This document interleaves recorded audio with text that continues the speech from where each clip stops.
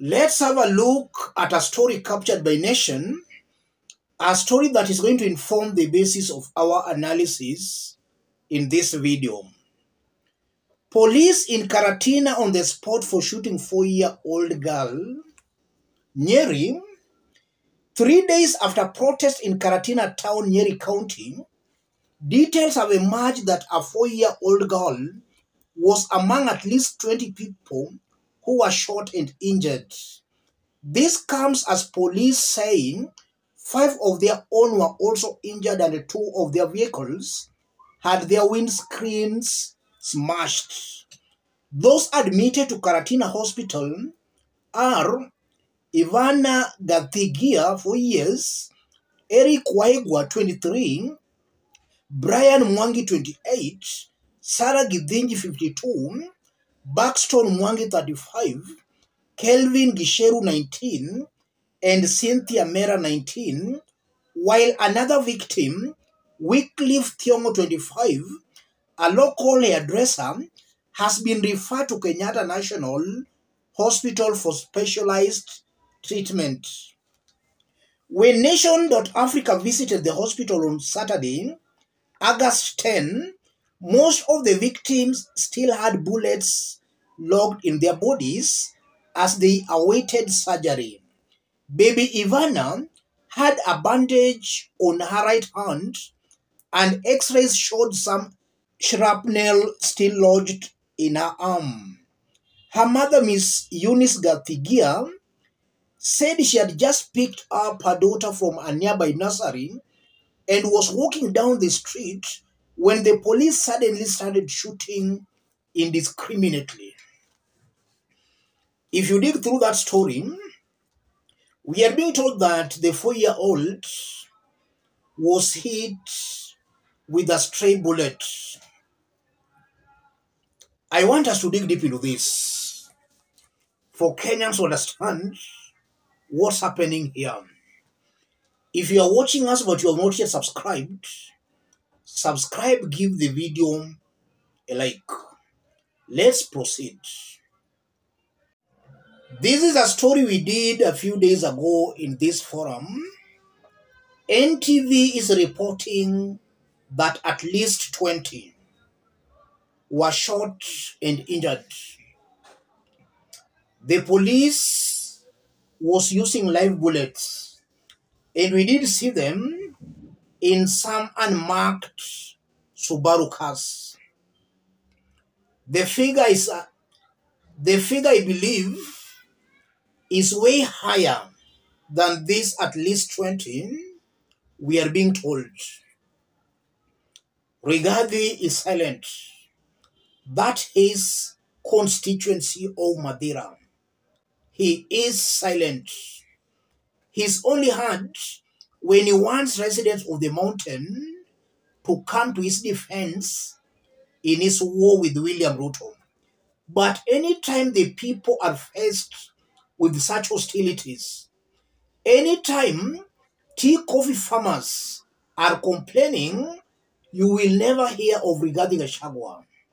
Right now, his own people in Mathira are suffering. He is silent. Let's listen to Nyeri Governor, a close Rigathi Gachagua ally, what he's saying.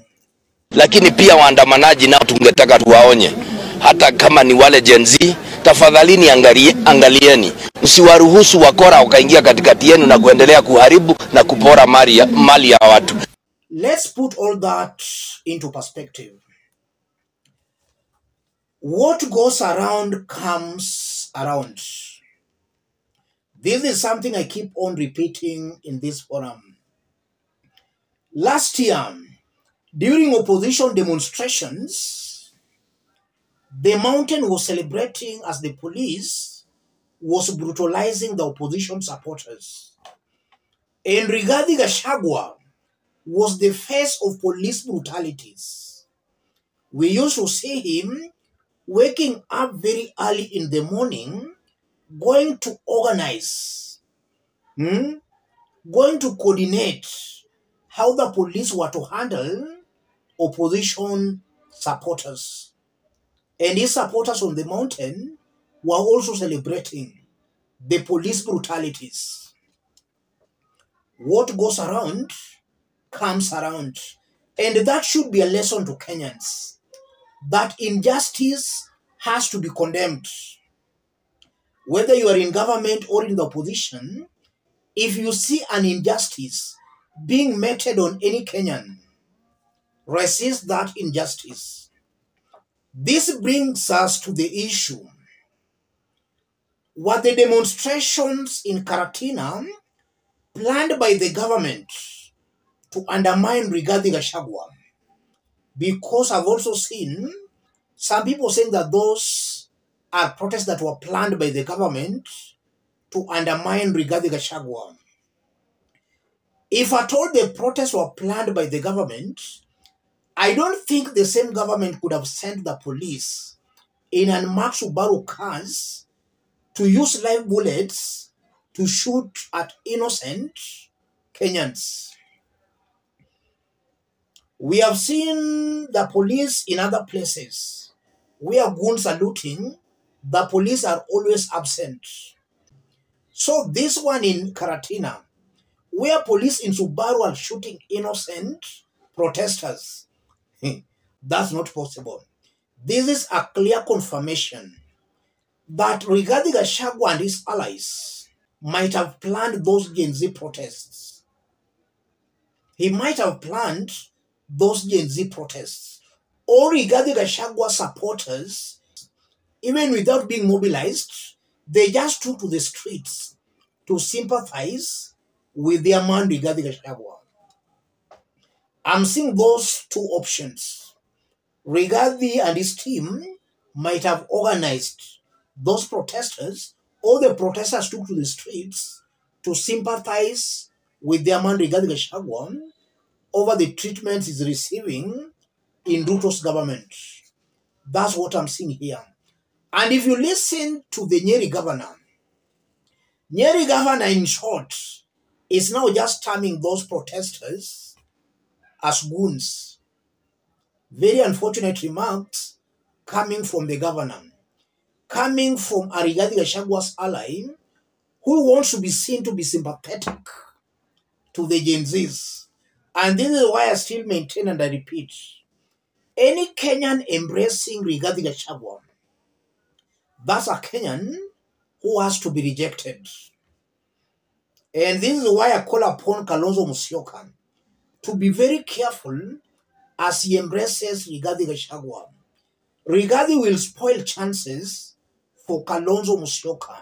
Rigathi is a worse-off version of a William Ruto. Kalonzo should stand on his 2 feet as a man. Let him ask for votes as Kalonzo Musyoka.